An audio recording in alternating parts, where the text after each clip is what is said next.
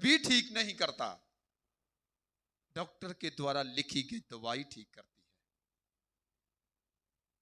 इसलिए पास्टर भी कुछ नहीं है, पास्टर का ज्ञान भी कुछ नहीं है, परमेश्वर का वचन यीशु मसीह खुद बोलता है। हालेलुया। हम खुदा को सुनने के लिए जा रहे हैं। कितने लोग तैयार हैं प्रभु को सुनने के लिए? हाथ खड़ा करें प्लीज। प्रभु आप सबको आशीष दे। धन्यवादी हैं हम भाई अल्फ्रेड जॉन के लिए, उनके परिवार के लिए। 3 महीने के बाद आज उनको 3 से भी ज्यादा हो गए चर्च में आए। एक बड़ा मिरेकल उनके साथ भी हुआ। प्रभु ने उनको भी जीवन दान दिया और आशु बेटे को भी जीवन दान दिया। प्रभु का धन्यवाद करते हैं इन सारी भलाइयों के लिए। आशु, बहुत प्रभु की कृपा आपके ऊपर, आपके परिवार के ऊपर। बाकी दुखों को ना देखें भाई माइकल, सिस्टर क्या नाम है उनका, जसबीर, कोई बात नहीं, बाद में बोलूंगा।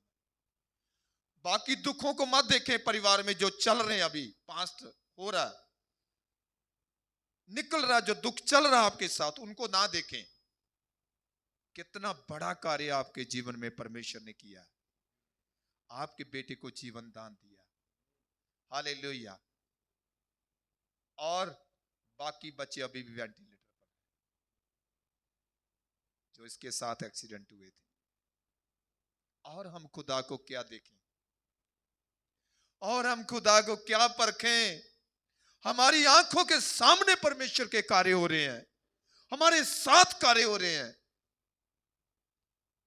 मैं रो रहा था जब भाई आशु खड़ा हुआ, जब उन साथी भाइयों की मैंने फोटो देखी, मेरे आंसू बहे खुदा के सामने। खुदा कितना महान है मेरे भाइयों।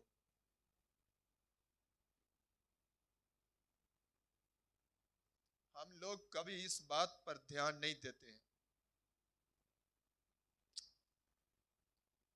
मेरी बेटी ने मेरे बेटे चार्ल्स के लिए बोला, डैडी बहुत बच्चे नशों से मर रहे हैं, कहीं कहीं ऐसा ना जाए। मैं क्या, मेरी बेटी, मेरा खुदा इतना महान है, वो इस नशे के कारण कब्र में भी चला जाएगा ना। प्रभु कब्र से भी निकालने की सामर्थ रखता है, मैं ये विश्वास करता हूं। क्योंकि ये लड़ाई मेरी नहीं है, मेरे पिता परमेश्वर की है, शैतान के साथ है। मेरे जीवन में भी ऐसे बहुत सी क्लेश कष्ट आए, लेकिन परमेश्वर सफल कर रहा है और भी करेगा। आज जितने लोगों ने, भाई क्या नाम है, साम्स बोलने वाले रोहित, रोहित ब्रदर ने भी प्रेयर के ऊपर बोला, भाई अजय पाल जी ने भी प्रेयर के ऊपर बोला, भाई जी भी अपने कुछ लीडिंग कर रहे थे प्रेयर के ऊपर शब्द। और प्रभु ने जो मुझे आज वचन दिया वो भी प्रेयर के ऊपर ही है। मैं रात से तैयारी कर रहा था, बैठकर सुबह उठा तब भी तैयारी में, जहाँ चर्च में मैं पहले आकर बैठ गया, क्योंकि मैं तैयारी के साथ बोल रहा हूं। हालेलुया। प्रभु की स्तुति हो, प्रभु के नाम की महिमा इन सारी बातों के लिए। वो बड़े हम घटे, वही आदर के योग्य है, वही महिमा के योग्य है। आइए हम उसके वचन की ओर बढ़ते हैं। आज हम एक बाइबल में ऐसी कहानी में से सुनने जा रहे हैं।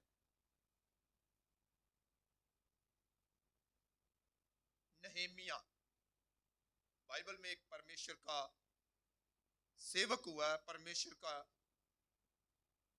दास हुआ है, जिसका नाम था नहेमिया। हम अपनी अपनी बाइबल में से निकालेंगे नहेमिया की किताब, उसका पहला पूरा अध्याय मेरे साथ प्लीज कोई एक जन खड़ा होकर पढ़ दें, जो साफ पढ़ सकते हैं हिंदी में। खड़ा हो जाएं प्लीज, जो पढ़ सकते हैं साफ हिंदी में प्लीज, और लगातार पढ़ें और बड़े आराम से एक एक शब्द पढ़ना है। जल्दबाजी में नहीं, प्लीज। हाँ, पढ़ दे कोई। Hello hello. पूरा चैप्टर पढ़ना है। इसका 11 वर्सेस है, 11 आयतें हैं, और पढ़ दे प्लीज। हकलिया के पुत्र नेहेमिया के वचन 20वें वर्ष के किस्लेव नामक महीने में, जब तक शूशन नामक राजगढ़ में एक रहता मिनट था। रुके बेटा, जिनको अभी नहीं मिला वो निकाल के रख ले प्लीज। जो बाइबल नहीं साथ लेकर आए तो वो सुने। मिल गया सबको? रुको, सबको मिल गया? हाँ, अभी डिस्टर्ब ना करें प्लीज किसी को भी। जब पेपर ये ऐसे ऐसे हम करते ना प्लीज, ये भी तब भी ध्यान इधर उधर जाता है। तो ये जो नई बाइबल लाए उनके लिए मैं बोल रहा हूं कि वो सुने प्लीज, तो बाकी लोग उनको डिस्टर्ब ना करें। आप अपनी बाइबल पर ध्यान रखें। पढ़े बेटा। हकलिया के पुत्र नेहेमिया के वचन 20वें वर्ष के किस्लेव नामक महीने में, जब तक मैं शूशन नामक राजगढ़ में रहता था, तब हनानी नामक मेरा एक भाई और यहूदा से आए हुए कई एक पुरुष आए। तब मैंने उनसे उन बचे हुए यहूदियों के विषय जो बंधुआई से छूट गए थे और यरूशलेम के विषय में पूछा। उन्होंने मुझसे कहा, जो बचे हुए लोग बंधुआई से छूटकर उस प्रांत में रहते हैं, वह बड़ी दुर्दशा में पड़े हैं और उनकी निंदा होती है, क्योंकि यरूशलेम की शहपनाह टूटी हुई और उसके फाटक जले हुए हैं। ये बातें सुनते ही मैं बैठकर रोने लगा और कितने दिन तक विलाप करता और स्वर्ग के परमेश्वर के सम्मुख उपवास करता और ये कहकर प्रार्थना करता रहा, हे स्वर्ग के परमेश्वर यहोवा के महान और भययोग्य ईश्वर, तू जो अपने प्रेम रखने वाले और आज्ञा मानने वाले के विषय अपनी वाचा पालता और उन पर करुणा करता है, तू कान लगाए और आंखें खोले रहे कि जो प्रार्थना मैंने तेरे दास इस समय तेरे दास इज़राइलियों के लिए दिन रात करता रहता हूँ, उसे तू सुन ले। मैं इज़राइलियों के पापों को जो हम लोगों ने तेरे विरुद्ध किए हैं मान लेता हूँ। मैं और मेरे पिता के घबराने दोनों ने पाप किया है। हमने तेरे सामने बहुत बुराई की है और जो आज्ञाएं, विधियां और नियम तूने अपने दास मूसा के दिए थे, उनको हमने नहीं माना।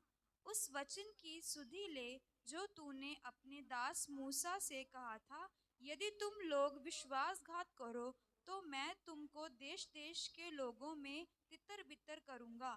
परंतु यदि तू मेरी ओर फिरे और मेरी आज्ञाएं माने और उन पर चलो, तो चाहे तुम में से निकाले हुए लोग आकाश की छोर में ही हो, तो भी मैं उनको वहां से इकट्ठा करके उस स्थान में पहुंचाऊंगा जिसे मैंने अपने नाम के निवास के लिए चुन लिया है। अब वह तेरे दास और तेरी प्रजा के लोग हैं, जिनको तूने अपनी बड़ी सामर्थ और बलवंत हाथ के द्वारा छुड़ा लिया है। हे प्रभु, विनती ये है कि तू अपने दास की प्रार्थना पर और अपने उन दासों की प्रार्थना पर और जो तेरे नाम का भय मानना चाहते हैं कान लगा, और आज अपने दास का काम सफल कर और उस पुरुष को उस पर दयालु कर। मैं तो राजा का पियाऊ था। थैंक यू बेटा, बैठ जाए।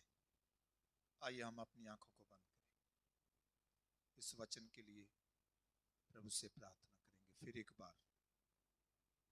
प्रभु जी, धन्यवाद देते हैं इस समय के लिए, पवित्र वचनों के लिए जो पढ़े गए। प्रभु जी, मैं तेरा बर्तन हूं, मुझे इस्तेमाल करें। सुनने वालों के जीवन में ये तेरा वचन गहरा असर करे और तेरी महिमा हो, तेरी बड़ाई हो, तेरा नाम ऊंचा उठे। हम घटे तू बढ़े। सारा आदर महिमा तेरा हो। दुआ यीशु के नाम से।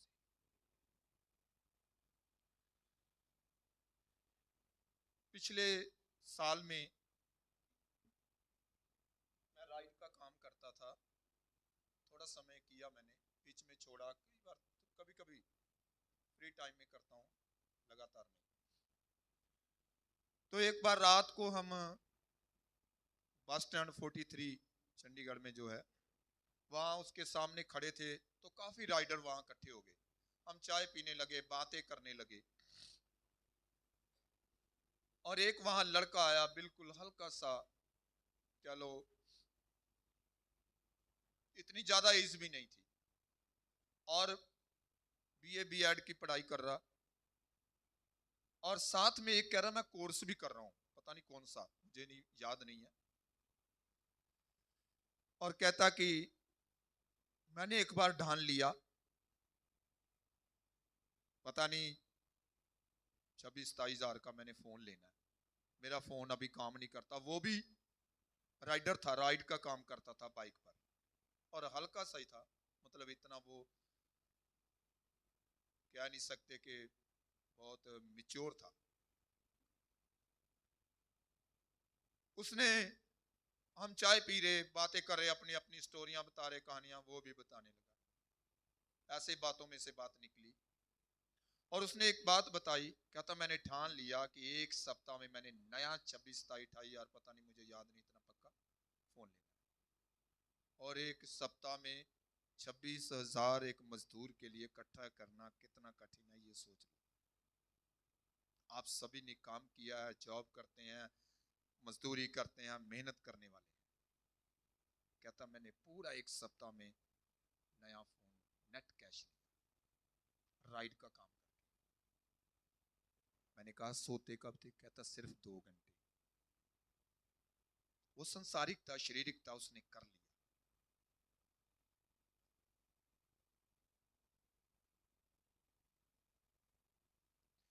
अभी हमने जो वचन पढ़ा, अभी जो हमने कहानी पढ़ी, स्टोरी पढ़ी बाइबल में से,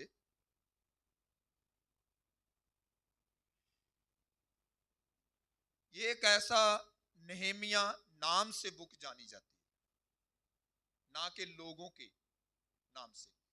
एक मनुष्य के नाम से यह बुक जानी जाती है। नेहेमिया एक यहूदी था, एक अच्छा यहूदी, लिखा है इसकी हिस्ट्री पढ़े तो लिखा है एक वफादार यहूदी था परमेश्वर के साथ। और दूसरी बात, जहां जॉब करता था वहां बहुत वफादार था। इसकी आखिरी लाइन में, आखिरी कुछ वर्ड, लाइन भी नहीं है पूरी, लिखा है मैं तो राजा का प्याऊ था। जॉब, उसकी जॉब का नाम, जैसे क्लर्क बोल देते हैं, मैनेजर बोल देते हैं,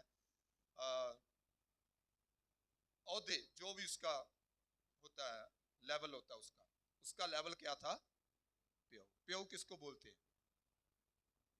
राजा के साथ उसकी जो तख्त लगता है, उसके साथ एक शराही पकड़कर, और जो बर्तन होते थे राजा के, वो लेकर एक ट्रे में ऐसे टेबल लगा के वो रहता था। और शराही का मतलब समझते क्या? आजकल गड़बी और जग चल पड़े हैं। शराही होती थी ऐसे लंबी सी, नीचे से गोल ऐसे, फिर ऊपर से पतली, फिर ऊपर जाके उसका ढक्कन छोटा सा होता था। और उसके साथ आज भी लेकिन सिल्वर की, एल्युमिनियम की चल पड़ी हैं, लेकिन वो दूसरे टाइप से हैं। लेकिन राजे के लिए स्पेशल होते थे, स्पेशल वो पुराने टाइम के बर्तन होते थे राजे की सेवा के लिए। उसकी वहां जॉब थी, क्या करने के लिए? जब भी राजा को प्यास लगती थी, उसको दाखरस चाहिए, क्या चाहिए, पानी, सिंपल पानी चाहिए, गर्म पानी चाहिए, वह प्रोवाइड करता था और उसको पिलाता था।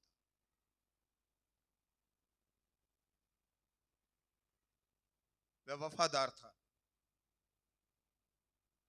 यदि वो अपनी जॉब में वफादार है, परमेश्वर के साथ वफादार है नेहेमिया, तो एक बात, जब उसने लिखा यरूशलेम से लोग, उसके साथी कुछ लोग आए, तो उनसे उसने यरूशलेम के यहूदियों के बारे में, लोगों के बारे में, और यरूशलेम हैकल के बारे में पूछा।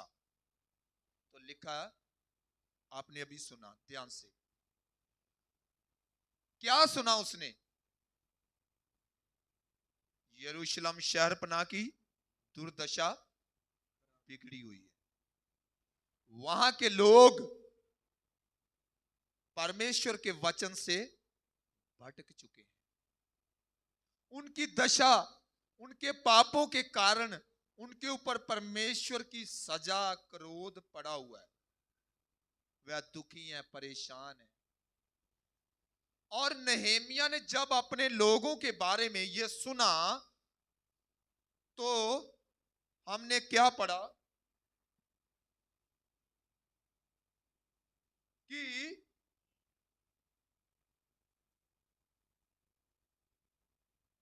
पढ़ेंगे हम 4 आयत। यस। ये बातें सुनते ही मैं बैठकर रोने लगा। ओ, क्या करने लगा? रोने लगा। ये बातें सुनते ही मैं रोने लगा। वह रोता ही रहा। कब तक रोता रहा? पढ़िए पढ़िए बेटा आगे। और कितने दिन तक विलाप करता रहा। कितने दिन तक विलाप, रोता ही नहीं रहा, चिल्लाता रहा, विलाप। परमेश्वर क्यों ऐसा हालात हो गया? विलाप का मतलब दुखी होना किसी के लिए।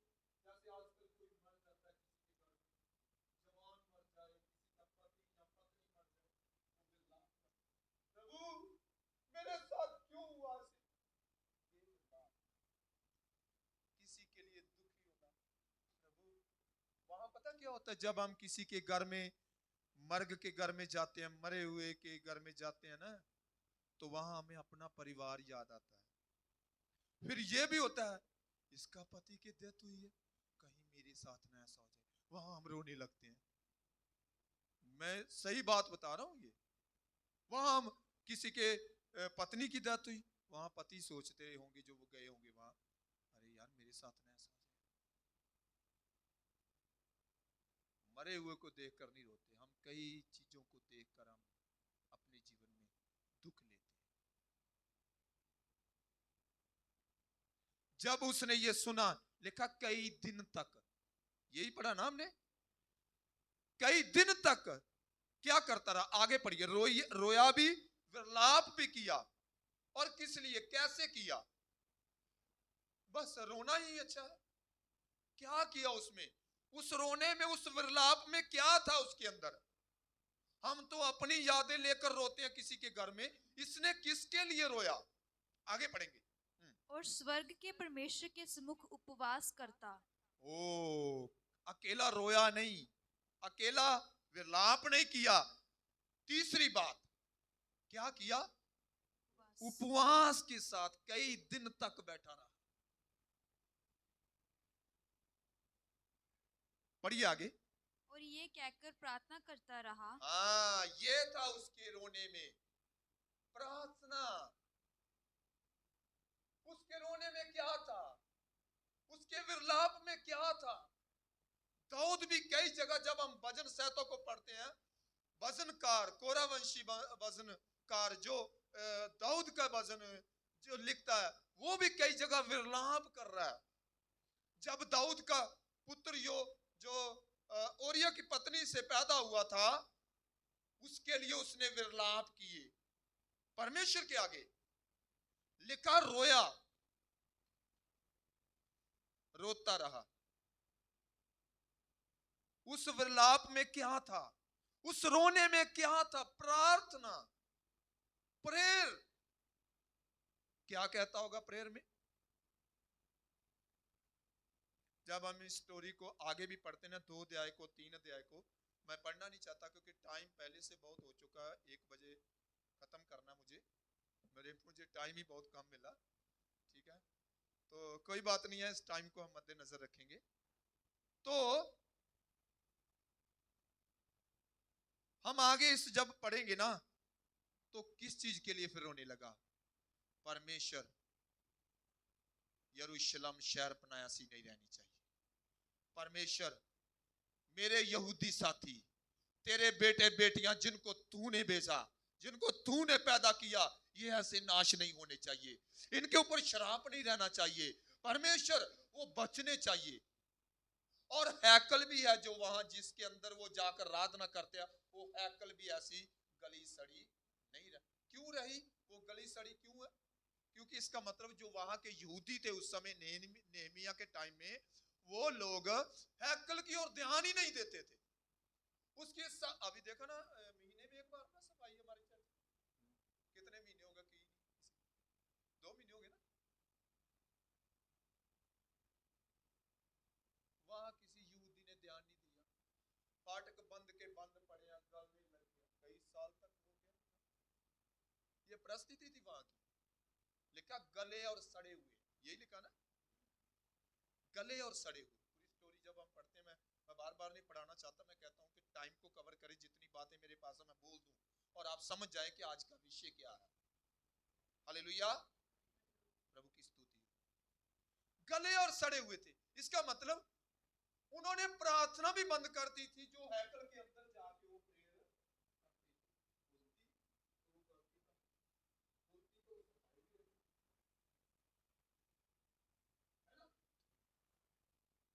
और यदि उनके अंदर प्रभु का प्रेम होता, परमेश्वर का प्यार होता, उनके खुद के जीवन में परेशानियों में ना जाते और हैकल भी ना सड़ती ना।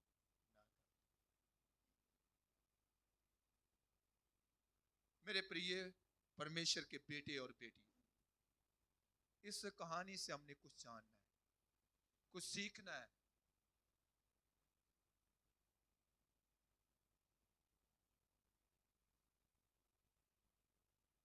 परमेश्वर ने नहमिया को जिम्मेवारी दे दी, उसके ऊपर जिम्मेवारी आ गई। उस जिम्मेवारी को पूरा करने के लिए क्या किया? लिखा रोने लगा, विलाप करने लगा, कई दिन तक भूखा रहा। और एक बात बताऊं, उसके पास और कुछ नहीं था, सोना चांदी नहीं था, वो एक नौकर के समान तो राजा के पास वो काम करता था, इतना बड़ा वो अमीर भी नहीं था। आगे जब हम पढ़ेंगे तो लिखा है उसके पास सिर्फ एक थैली थी और एक गधा था, जिसके ऊपर वो उस यरूशलेम में गया। और जब हम आगे पढ़ेंगे तो मैं प्लीज कहता हूं कि आप जरूर पढ़ना इस कहानी को, इस स्टोरी को, यदि आप अच्छे तरीके से और समझना चाहते हैं कि हमें कैसे परमेश्वर के लोग बनना चाहिए। आज हम इस कहानी के द्वारा सीखना कुछ, बाइबल का एक एक शब्द, कई बार कईयों से सुनते हैं ये आयत मेरी बड़ी फेवरेट है। मैं कहता हूं बाइबल सारी फेवरेट होनी चाहिए, बाइबल का एक एक बिंदी भी आपके लिए फेवरेट होना चाहिए।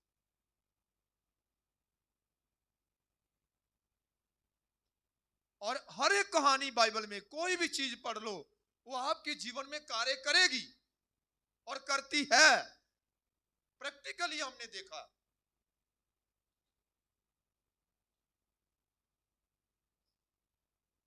हमारे जीवन में कब कार्य होता है? जब हम नहमिया की तरह अपने जीवन में बोझ लेते हैं, चिंता लेते हैं। किस चीज की चिंता? मतलब संसारिक वस्तुओं की नहीं, शारीरिक वस्तुओं की नहीं। हमने किस चीज की? उसको क्या, उसको जॉब थी।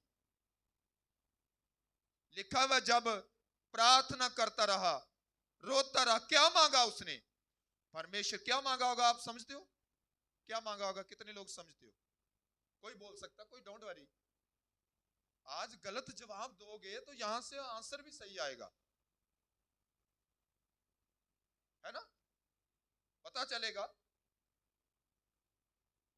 करेक्शन हो जाएगी, है ना? कितने लोग समझते हो क्या मांगा होगा उसने? रोने चिल्लाने में क्या मांगा उसने? कोई बोलो प्लीज।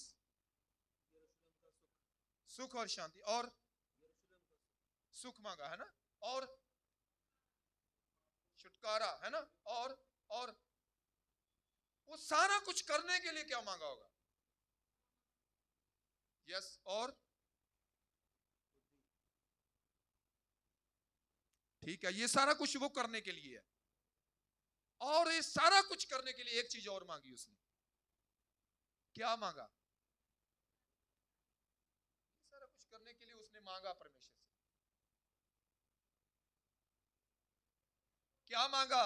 परमेश्वर जिस राजा के पास मैं ड्यूटी करता हूं, नौकरी करता हूं, उसके हृदय को खोल, वो मुझे अनुमति दे, मैं तेरे लोगों के पास जाऊं।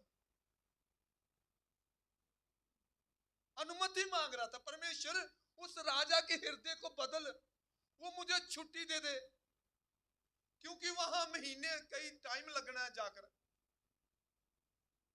बचाने के लिए, रिपेयर करने के लिए टाइम लगना, एक दरवाजे को, गले सड़े को फाड़ना है, उसकी कुंडियां, पता है हैकल में सोना, पीतल, उसको क्या बोलते, कापर, तांबा लगा हुआ है, लक्कड़, एक ही लक्कड़, और वो कारागिरी कहां से आनी थी?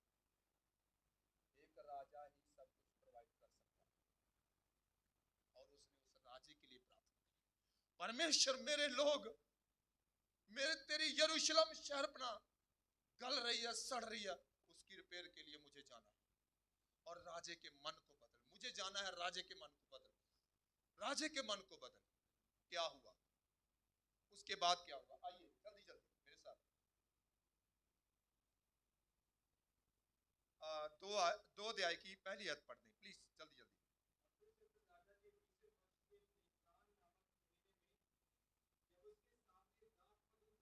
हाँ, हाँ, हम्म, हम्म, हम्म,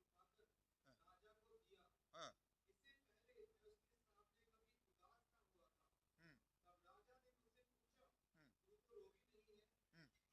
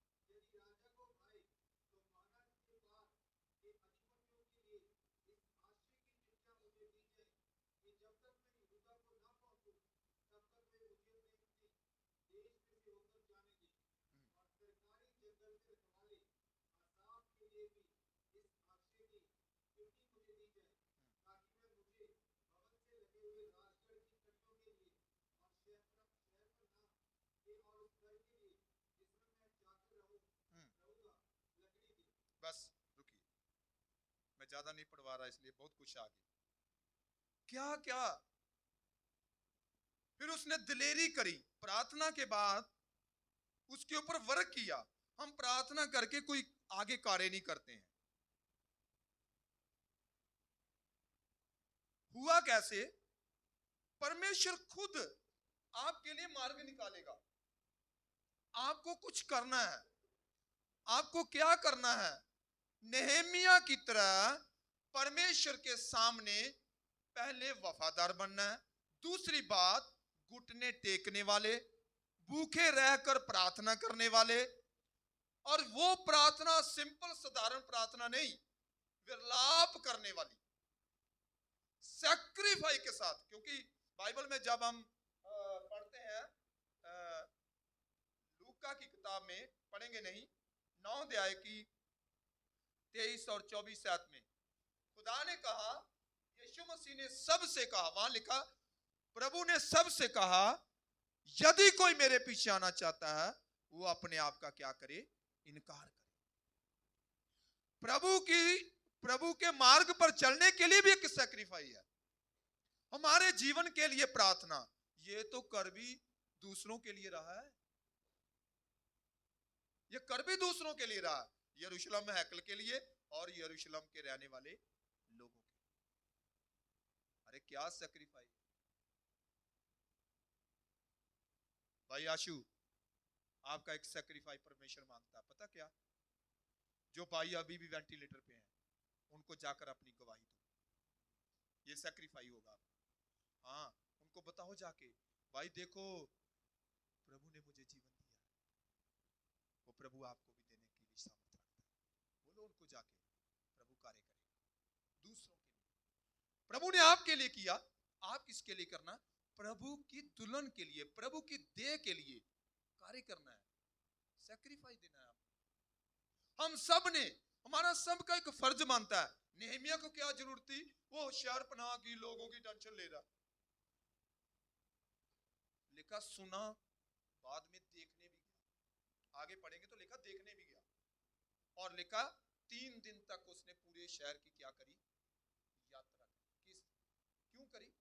देखने के लिए क्या। फिर आगे पढ़ेंगे तो लिखा है राजा ने पूरे देश के लोगों को, शहर के लोगों को आज्ञा दे दी, नेहमिया के साथ सुनियारे भी जाएं, लकड़हारे भी जाएं, पीतल के काम करने वाले भी जाएं। राजा ने आज्ञा दी। जब हम पूरी स्टोरी को पढ़ेंगे वो कैसे हुआ, राजा का मन कैसे खुला, राजा की आज्ञा तो प्रजा कभी रोक नहीं सकती, प्रजा मानेगी। और नेहमिया के सामने कितना बड़ा चैलेंज, सोना चाहिए वहां, क्योंकि चोरों ने तो छोड़ा नहीं होगा। जब बंद घर पड़ा होता है, भाई राहुल को पता है ना, राहुल भाजी, राहुल भाई को पता है, क्योंकि ऐसे कामों में निकल चुके हैं ना, है ना, मैं भी थोड़ा निकला हूं। जब बंद घर होते हैं हम उनकी देखते हैं, यहाँ कौन उठा, क्या चीज उठाने वाली। चोर ऐसे करते हैं, हैकल बंद पड़ी थी, उठाया होगा, सोना छोड़ा होगा। अरे लोहा नहीं छोड़ते, वहां की लकड़ नहीं छोड़ते चोर, बंद करके सोना छोड़ेंगे।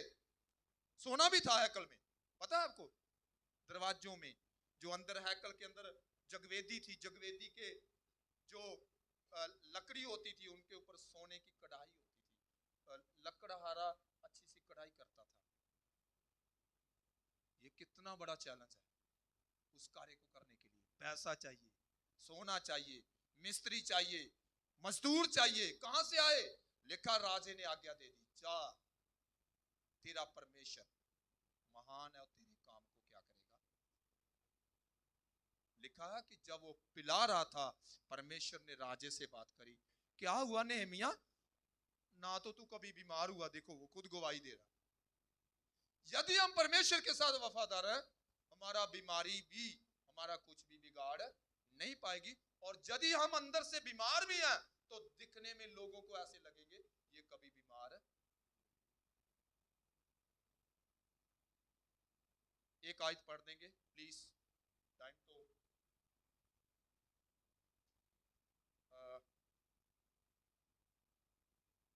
रोमियो, उसके आगे चैलेंज था, उसके आगे कुछ चीजें थी जो उसको रुकावट थी, परंतु परमेश्वर का दास पौलुस रोमियो की कलीसिया को कुछ लिखता है। 8 अध्याय, रोमियो 8 अध्याय उसकी 35 आयत 35। वाह, कौन सी चीज रोक सकती? नेहमिया को इतना बड़ा चैलेंज रोक नहीं पाया राजा, उसकी जॉब भी उसे रोक नहीं पाई। राजा के मन में परमेश्वर बस गया, अरे नेहमिया तुझे क्या हुआ, उसकी रुकावट दूर हो गई। मेरे भाई मेरी बहन, आज आप संगति में चलने के लिए आपके जीवन में रुकावट है, आपकी जॉब आपके लिए रुकावट है, आपकी बीमारी आपके लिए रुकावट है। पौलुस बीमार था, यही पौलुस जो रोमियो की कलीसिया को लिख रहा, उसकी बीमारी उसे रोक नहीं पाई, ये इसलिए वचन लिख रहा। वो पढ़िए पढ़िए, कंप्लीट करें इस आयत को। परमेश्वर के प्यार से कोई भी आपको जुदा नहीं कर सकता। परमेश्वर के मार्ग पर चलने के लिए कोई दुनिया की ताकत आपको रोक नहीं सकती, यदि आपके जीवन में परमेश्वर के साथ वफादारी है। जैसे नेहमिया परमेश्वर के साथ भी और अपने जहां जॉब करता था वहां भी क्या था, वफादार था। पढ़िए आगे। क्या क्लेश, सुनिए, घर की लड़ाई। आज हर मसीह के घर में कोई ना कोई क्लेश होता है, पता है आपको? हर मसीह के घर में। बहुत लोग कहते हैं ना ना हम तो बड़ी शांति से, मैं नहीं मानता। परमेश्वर का दास पौलुस लिख रहा है क्लेश, इसका मतलब उसके जीवन में कोई क्लेश था। क्लेश का मतलब होता है, ये नहीं होता कि लड़ाई झगड़ा ही क्लेश होता है, और कई चीजों के क्लेश होते हैं जो हमें सताते हैं। बच्चे का रिश्ता नहीं हो रहा, ये भी एक क्लेश की मान्यता आपके दिल दिमाग में घुसा रहता है। बच्चे का अच्छी पढ़ाई नहीं चल रही, ये भी क्लेश की मान्यता। पति कहना नहीं मानता या पत्नी कहना नहीं मानती, ये भी एक क्लेश की मान्यता। कोई क्लेश और आगे कोई संकट। सुनिए, भारी संकट, संकट का मतलब भी भारी होता है, मतलब बहुत बड़ा। संकट का मतलब भी बड़ा होता है। छोटे मोटे दुखों से हम घबराते नहीं, लेकिन संकट का मतलब क्या है? बड़ा दुख। कोई संकट भी मुझे परमेश्वर के प्यार से जुदा नहीं कर सकता। आगे पढ़े। कोई उपद्रव, उपद्रव का मीन इसको दूसरे वर्डों में क्या कह सकते हैं? उपद्रव, जो मुझे कोई सताने वाला है ना, मेरे ऊपर कोई अत्याचार भी करे तो भी मैं परमेश्वर के प्यार से अलग नहीं हो सकता। आगे पढ़े। या कोई अकाल भी पड़ जाए, कोई नंगापन, या कोई ऐसा मुझे काम, ये नेहेमिया ने जोखिम लिया। कोई जोखिम, जोखिम मतलब समझते हैं ना, इतना बड़ा काम कैसे करूंगा? लेकिन उसके लिए एक बड़ा जोखिम था, बड़ा चैलेंज था। मैं कैसे करूंगा? सोना चांदी लोहार जो भी है चाहिए, वहां काम करने वाले, बड़े बड़े सतीर उठाने। आजकल जेसीबी वगैरह क्रेन क्रून उठाती हैं बड़े बड़े। तो आपको पता शहर पनाह की, जब प्रभु आपको अवसर दे, या सर्च कर लेना आप उसके गूगल के ऊपर, शहर पनाह हैकल में लकड़ कैसी लगी हुई है, कितना भार होगा एक दरवाजे का, एक दरवाजे का कितना वेट होगा, उसको उठाने के लिए भी तो बंदे चाहिए। ये चैलेंज था, ये जोखिम था उसके लिए। मेरे भाई, कोई जोखिम आपको परमेश्वर के मार्ग से और परमेश्वर का कार्य करने से अलग नहीं कर सकता। पढ़िए आगे। या कोई तलवार, आज प्रभु के लोगों का विरोध होता है, आस पड़ोस गली गुआंढ विरोध करता है, आपको कोई रोक नहीं पाएगा। परमेश्वर के प्यार, नेहेमिया का प्यार था परमेश्वर के प्रति, तो परमेश्वर के प्रति प्यार है तो उसका उसके लोगों के प्रति भी प्यार है, उसकी हैकल के प्रति भी उसका प्यार है। तो उसने उनके लिए रोया, प्रार्थना की। हालेलुया, सारे बोले हालेलुया। मेरे प्रिय बहनों और भाइयों, मैंने शुरू में एक स्टोरी बताई, एक बाइक की जो राइडर था, उसने क्या करी, एक सप्ताह मेहनत करी, दिन रात राइड चलाया और 26-27 हजार का फोन ले लिया। क्या करी, क्या करी? मेहनत करी अपने लिए, अपने शरीर के लिए, अपनी खुशी को पूरा करने के लिए। लेकिन नेहेमिया किसके लिए कर रहा है? यरूशलेम के लोगों के लिए और यरूशलेम की हैकल के लिए। हालेलुया। मेरे प्रिय बहन और भाई, नेहेमिया की वफादारी उसके पर्सनल लाइफ के लिए दर्शाती है कि उसकी पर्सनल लाइफ सेफ थी। वो वफादारी इसलिए निभाता था कि मैं परमेश्वर के सामने दोषी ना पाया जाऊं। आप वफादार है ना अपनी जॉब पर और अपने परमेश्वर की आराधना करने में, प्रार्थना करने। इसका मतलब यही लगता है, जब उसको पता चला कि कई दिन तक वो भूखा रहकर रोता रहा, क्या नाम उसको, विलाप करता रहा, इसका मतलब वो क्यों उस समय क्यों कर पाया? क्योंकि उससे पहले वो अपने पारिवारिक जीवन में, शरीर के जीवन में करता है तो कर पाया।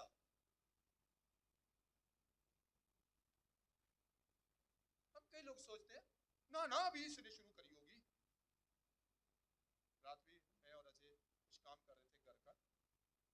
कर रहे थे हम, यदि हमारे जीवन में खुद करते हैं तो हम अपने साथी को कह सकते हैं। हमें खुद, हाँ, इसका मतलब वो ये करता था, वो रोता था अपने लिए परमेश्वर के सामने, तो इसलिए किसी के लिए क्यों रोगा। मेरे प्रिय बहनों और भाइयों, प्रभु की आज्ञा क्या है? हमें क्या आज्ञा? आप सबको, जितने लोगों ने यीशु मसीह को उद्धारकर्ता ग्रहण किया, नेहमिया की तरह आप चलने की कोशिश करते हैं, चलना चाहते हैं, आपके लिए क्या आज्ञा है? मेरे लिए क्या आज्ञा है? क्या करें हम? हम दूसरों के लिए बोझ उठाएं, हम दूसरों के लिए बोझ उठाएं। वो नेहमिया की यरूशलेम शहर पनाह थी, लेकिन आपकी भी कोई यरूशलेम शहर पनाह है, और आपके लिए यरूशलेम शहर पनाह के लोग हैं कोई। वो यरूशलेम शहर पनाह कौन है? वो आपका परिवार भी हो सकता है, वो आपका पड़ोसी भी हो सकता है, वो आपका शहर भी हो सकता है, आपका नगर भी हो सकता है, वो आपका स्टेट भी हो सकता है, वो आपका देश भी हो सकता है। हमने कितनी चिंता ली अपने पड़ोसियों के लिए, अपने भाई के लिए, अपनी बहन के लिए जो नाश हो रही नरक की आग में गलने सड़ने के लिए जा रहे हैं। हमने कितनी चिंता ली नेहमिया की तरह। लिखा कई दिन तक रोता रहा, कई दिन तक रोता रहा। मैं जब गुरदासपुर में प्रचार करने के लिए गया, मैंने कहा भाई साहब मुझे एक रूम दे दो प्लीज। कहते क्या करोगे? मुझे खाली चाहिए, मुझे डिस्टर्ब करने वाला। मैंने कहा जिनको वचन देना है उनके जीवन बचने के लिए मुझे प्रेयर करो। मैं 2.5 घंटे तक बैठा रहा, प्रभु से कहा प्रभु तेरी महिमा इनके जीवन में हो, प्रभु तेरी महिमा इन लोगों के जीवन में हो। मैं आधा घंटा सिर्फ बाइबल देखा और बाकी 2 घंटे प्रेयर में रहा।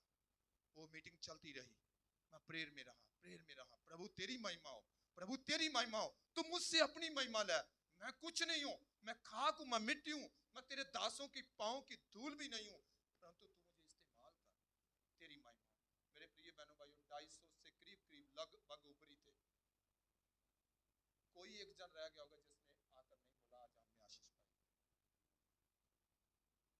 क्यों? मेहनत। मैं भी खाली जाता, हाँ गया हूं सफर करके, आपको पता है पूरी रात सफर किया, बुजुर्ग अम्मा भी साथ थी, जागते रहे, जाके फिर सुबह प्रचार भी किया और 2-2.5 घंटे प्रभु के सामने भी बिताए। फिर शाम को आया, रेस्ट की, सॉरी रात को चला वहां से, रात को सफर में आए, आकर सुबह आया। मेरे साथ एक और घटना होगी, बाइक की चाबी खोगी। अगले दिन उसके लिए भी घूमता रहा, फिर रात पूरी जागता रहा, खड़ा होकर एक पांव पर। आपको पता तो मेरी एक टांग फ्रैक्चर है, मैं इसके ऊपर पूरा बोझ नहीं डाल सकता, थोड़ा करता था, एक टांग पे पूरा सफर किया 4-5 घंटे। अगले दिन आकर बाइक का काम किया, बाइक करके फिर पास्टर जी कहते कर पाओगे पास्टर जी? मैंने कहा पास्टर जी मैं प्रभु के लिए कुछ भी करने को तैयार हूं। प्रभु का कार्य होना चाहिए, परिवार का नहीं। परिवार को मेरा प्रभु देखे, उनके इंतजाम मेरा प्रभु करे। हालेलुया। हम प्रभु के लिए सामने दूसरों के लिए कुछ करना है। प्रभु ने कहा जाओ तुम जाके दूसरों के लिए ज्योति बन जाओ। दीपक मैं हूं। प्रभु ने क्या कहा? मैं दीपक हूं, जगत का क्या हूं?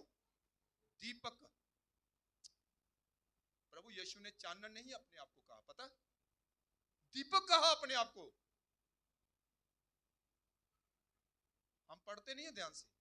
दीपक का मतलब दिया, बल्ब, ओनली बल्ब। ये बंद कर दोगे ना तो बल्ब, ओनली बल्ब, दिया, लाइट नहीं, सॉरी वो तो रोशनी होती, सिर्फ ओनली दीपक।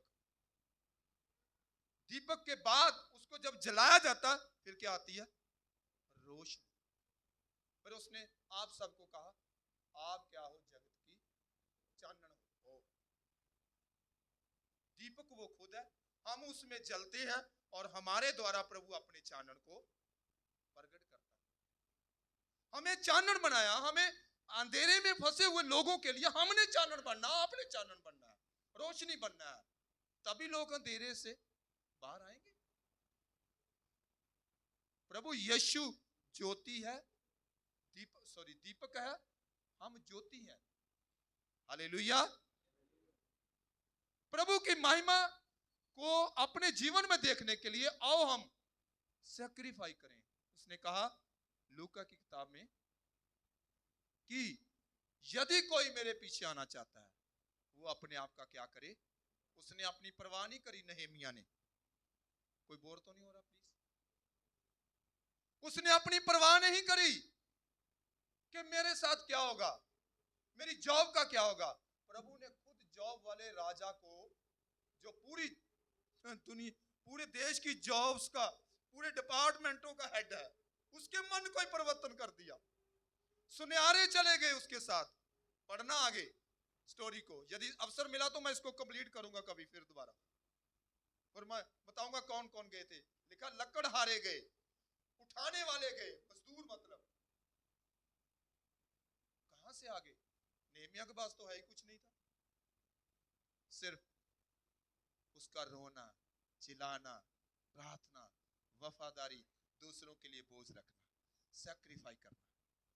प्रियो, हमारे प्रभु ने हमारे लिए, मेरे लिए सैक्रिफाई किया। हम दूसरों के लिए कुछ, वो लहू बहाने के लिए नहीं आपको बोल रहा, वो आपको कील ठकवाने के लिए नहीं बोल रहा। प्रभु आपको वो ये नहीं कह रहा जैसे मैंने क्रूस उठाई तू भी अपने साथी पड़ोसी के लिए क्रूस उठा। नो, अपने पड़ोसी के लिए घुटनों के बल जाओ। रात जागते हो हम जागते हैं। कितने लोग हो अपने पड़ोसी के लिए रात जागते हो? हाथ खड़ा करो। पड़ोसी के लिए प्रेयर, प्रेयर। यस, 2 लोगों ने हाथ खड़े किए। Yes sister, yes praise the Lord. 4 लोगों ने। किसी के लिए सैक्रिफाई करना, ये कोई क्रूस, बड़ा क्रूस नहीं है, लेकिन कार्य कब होता है? लिखा बाइबल में, अभी हमने पढ़ा कि नहेमिया रोता था, विलाप करता। प्रभु के सामने रोइए। आपका घर में भाई बहन हो सकता है जिसके लिए आपको प्रार्थना करना है, नहेमिया की तरह। अपने लिए भी करना, ये नहीं कि दूसरों को बचाते बचाते आप नरक चले जाएं। पौलुस लिखता है, कहता कि हम, परमेश्वर मुझे क्या लाभ है कि मैं दूसरों को स्वर्ग और आप नरक चला जाओ। नहीं, अपने लिए भी सेफ करना। जैसे अभी राहुल भाई, शायद हाँ अजय पाल भाई कह रहे थे कि जब सेवक प्रेयर करते हैं तो वो शैतान उनके ऊपर अटैक करता है। अपने आप जब हम लोगों के लिए प्रेयर करते हैं, वो शैतान के, कहते हैं कि बलवान को, सॉरी, शेर को मारने के लिए उसको 1.25 शेर चाहिए। शैतान के साथ लड़ने के लिए हमको परमेश्वर के, सर्वशक्तिमान परमेश्वर के अधीनता में रहकर सामर्थ्य बनने की जरूरत है, सामर्थ्य बढ़ने की जरूरत है। क्योंकि उसने कहा मैं अपना आत्मा तुझको देता हूं जो सदा तुम्हारे संग रहे। हमें खुद के लिए भी प्रेयर करना है और दूसरों के लिए भी प्रेयर करना है। ये नहेमिया की स्टोरी को जो बैकग्राउंड जाएंगे ना आप, यहाँ पूरा कंप्लीट नहीं लिखा उसका बैकग्राउंड क्या है, लेकिन उसके कार्य से पता चलता है कि खुद के लिए भी वो ज्यादा मेहनती था। वो किसी के लिए इतना बोझ उठाता है। हम किसी को दान देते हैं थोड़ा सा तो ये सैक्रिफाई है, थोड़ा सा 10, 20, 50, 100 देते हैं, लेकिन हम अपने लिए कितना सैक्रिफाई करते हैं?